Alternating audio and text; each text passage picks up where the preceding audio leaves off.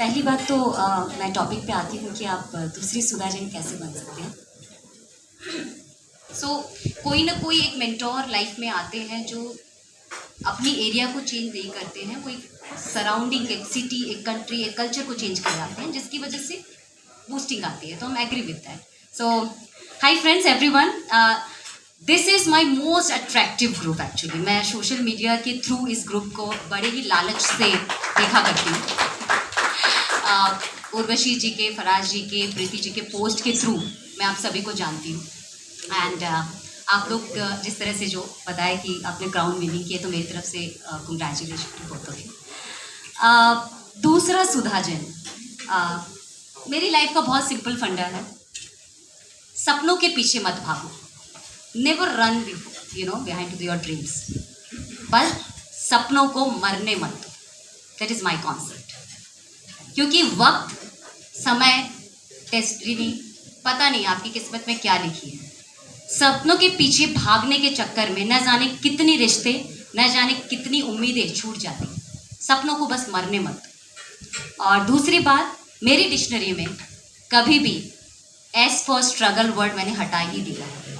मेरे लिए S for struggle is L for learning है। सो लाइफ में कुछ स्ट्रगल नहीं होता है।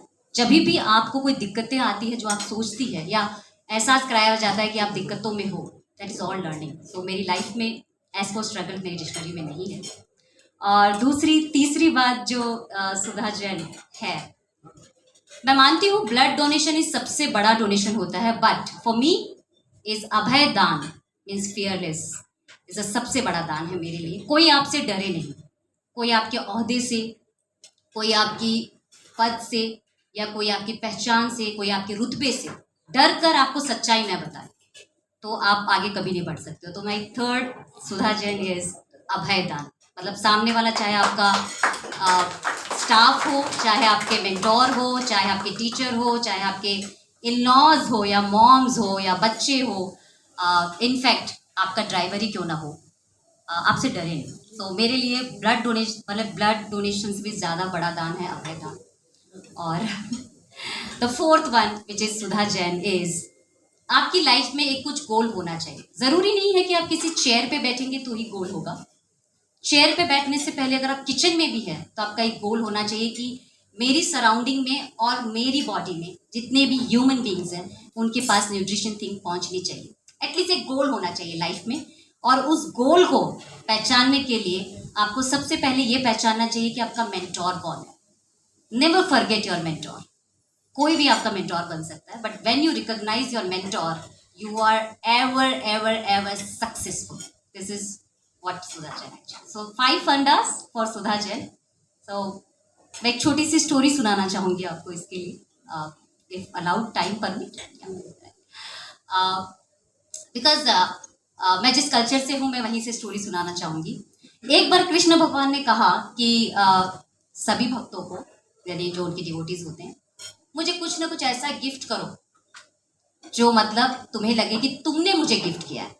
सो बोलते हैं ना, सभी ने एक स्टोरी सुन रखी है कि गणेश जी को बोला गया कि आप पूरे ब्रह्मांड को घूम कर आइए, कौन सबसे पहले आते हैं। और गणेश जी ने पेरेंट्स के चक्कर लगाए और बोले कि मैंने घूम लिया, ठीक है। सो भक्तों ने भी, आज के टाइम के भक्तों ने भी सोचा चलो भाई try that trick. So they set, सब बैठे हैं, कृष्ण जी आते हैं और सारे भक्त ऐसे ही बैठे। एक भक्त ने फूल की माला दी, फ्रूट्स कट करके रखे, बाकी सब ऐसे ही बैठे हैं। जब कृष्ण भगवान ने पूछा कि भाई क्या है, तो सेम स्टोरी, तुम्हारा तुमको अर्पण, तुम्ही ने सब कुछ बनाया है, सो आई एम जस्ट, मैं क्या दूं आपको, राइट। सो इस तुम्हारा सबको, but that one man, that is Sudha Jain. So उसने कहा फूल तुमने उगाए बट फूलों की माला मैंने बनाई। फ्रूट्स तुमने उगाए बट फूलों को कट करके सैलेड मैंने बनाया। सो जिंदगी में अगर दूसरी सुधा जैन बनना है, मैं नहीं मानती कि मैं इतनी ग्रेट पोजीशन पे हूँ, पर क्वेश्चन ऐसा है इसीलिए मुझे बोलना पड़ रहा है ये बात।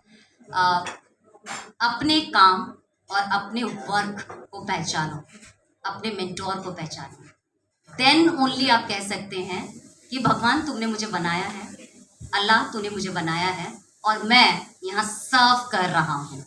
So this is my concept.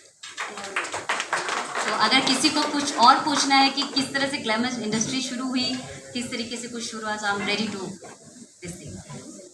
Thank you so much, Rajan. I think Abhedan is something which I learned today. Thank you so much for that. Beautiful. Round of applause. So मैं अलग अलग टेबल पे बैठ रहा हूँ.